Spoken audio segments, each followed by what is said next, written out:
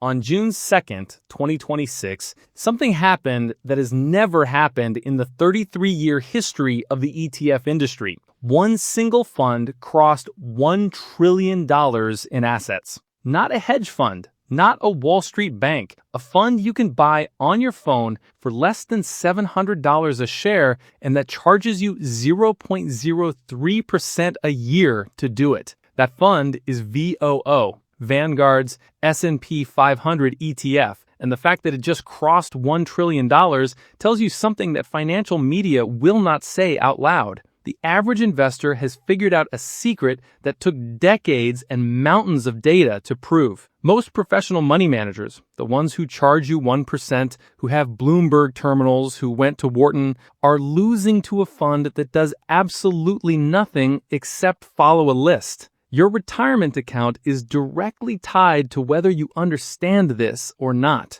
And the version of this story you're getting on financial TV is incomplete at best. But before I explain exactly why index funds beat Wall Street at its own game, you need to understand how they actually work, because the mechanism is weirder and more powerful than anyone explains. The year was 1975. A fund manager named Jack Bogle was getting laughed at. He had a radical idea. Instead of paying smart people to pick stocks, what if you just bought all of them? Bogle's logic was simple but brutal. Every dollar the market earns as a whole gets split between investors and the financial industry. If you pay the financial industry more in fees, commissions, trading costs, investors collectively get less. It's not a theory, it's math, because money doesn't appear from nowhere. So on August 31st, 1976, Bogle launched the Vanguard 500 Index Fund, the first index fund ever available to retail investors. Wall Street called it Bogle's folly. Fidelity's chairman called it un-American.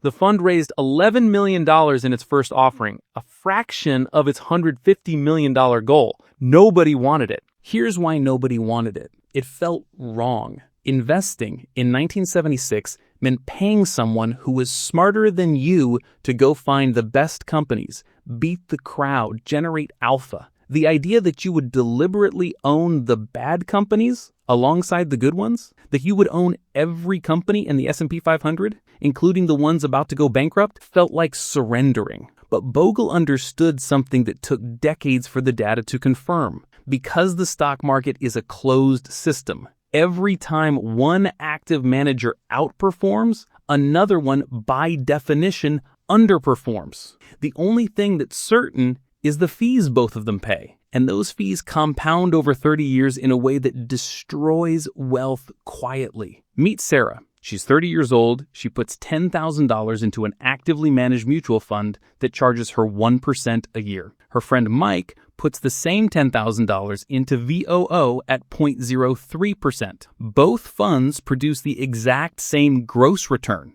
8% a year. After 35 years, Sarah has $147,000, Mike has $172,000. The fee difference alone cost Sarah $25,000. She never saw to leave her account. It just quietly never arrived. That's the whole game. Not performance, costs. And this is where it starts to get complicated. Because here's the part that breaks most people's intuition. Index funds don't just keep pace with active funds on average, they systematically destroy them across virtually every time period we've ever measured. S&P Dow Jones Indices publishes a report called SPIVA, the S&P Indices versus Active Funds Scorecard. It's the most comprehensive study of active versus passive performance in existence, covering 25 years of data. The 2025 numbers just dropped and they're staggering. In 2025 alone, 79% of all active large-cap U.S. equity fund managers underperformed the S&P 500. Not in a quiet, boring year. In a year with tariff wars, geopolitical chaos,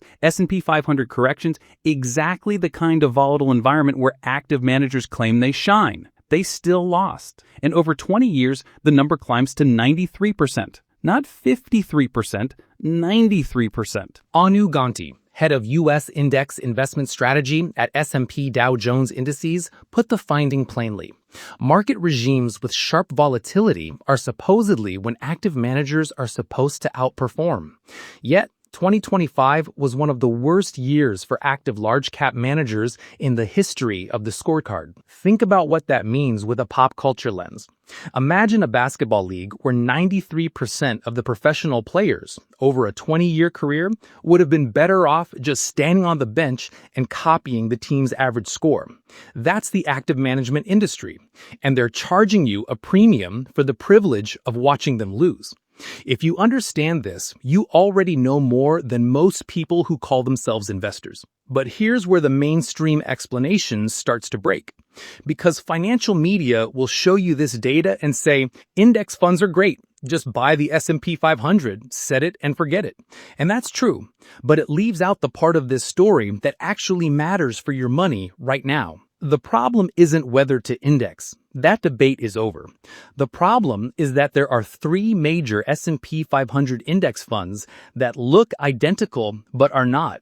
And which one you own, and where you own it, and what you pay for it can make a real difference over your lifetime. And financial advisors who get paid commissions have a very specific incentive to point you toward the more expensive option. VOO, SPY, and FXAIX all track the same index, the same 500 companies, the same weights. They will produce almost identical gross returns over 30 years. But SPY charges you 0.09% a year. VOO charges 0.03%. Fidelity's FXAIX charges 0.015%. Half the cost of VOO. On a $100,000 investment, that gap between SPY and FXAIX costs you an extra $75 a year. Compounded over 30 years at market returns, that's over $16,000 vanished. But fees are only the first problem, because the real trap isn't just what you pay, it's where you pay it. And the third domino in this chain is one almost nobody is talking about. And this is where the structure of the financial advice industry enters the story. Domino 1. The fund your 401k offers you is not always the cheapest one available. Plan administrators, the companies that run corporate 401k plans, often receive revenue-sharing payments from fund companies in exchange for putting those funds on the menu. That means the actively managed fund charging 0.75% in your 401k isn't there because it's good. It's there because it's profitable for the plan administrator. You, the employee, see a list of options and reasonably assume they've all been vetted in your interest. They haven't been. The Department of Labor requires retirement plans to offer prudent options, not the best or cheapest ones. Because of this, the majority of American 401k plans still contain at least some actively managed funds, even as the data on their underperformance has been public for 25 years. And that triggers the second problem, Domino 2. Even among people who do hold index funds, most don't understand how concentrated they actually are. Technology stocks now make up over 35% of the S&P 500. The so-called Magnificent Seven, Apple, Microsoft, Nvidia, Amazon, Alphabet, Meta, Tesla, represent just over 1/3 of the entire index's market value. So when you buy VOO, you're not buying a perfectly diversified basket of 500 equal businesses. You're buying a fund where more than 1/3 of your money goes to 7 companies. If you're a 55-year-old retirement saver who thinks you're diversified because you own an index fund and the tech stocks drop 40%, your safe S&P 500 fund can fall nearly as hard. That's not an argument against index funds. It's an argument for understanding what you actually own. And because of that, the next domino is already falling. Domino 3. The future composition of the S&P 500 is not fixed, and the decisions that will change it are being made right now, without your input. You don't vote, there's no committee meeting. Your retirement account is automatically a buyer. The path of strategy that's supposed to be boring and hands-off is in practice a machine that absorbs whatever the market decides is big enough. For most companies, that's fine, but it's worth knowing what you actually signed up for. Here's what VOO crossing $1 trillion actually tells you. It's not just a number. It's 50 years of vindication for Jack Bogle's original, mocked, un-American idea. It confirms what the data has been saying for decades. Most professional stock pickers lose, most of the time, over most time periods. And the investors who figured that out first, who stopped paying 1% for underperformance and started paying 0.03% to own everything, are measurably wealthier for it. The single crystallizing takeaway from everything you just heard: in investing, doing less and paying less beats doing more and paying more at a rate of 93% over 20 years. That's not a philosophy, that's a measured outcome. If you want to act on this, check your 401k right now. Look for index funds, specifically ones with expense ratios below 0.10%. If your plan only offers actively managed funds, that's information. Push your HR department. Open a Roth IRA at Vanguard or Fidelity where you have access to VOO or FXAIX.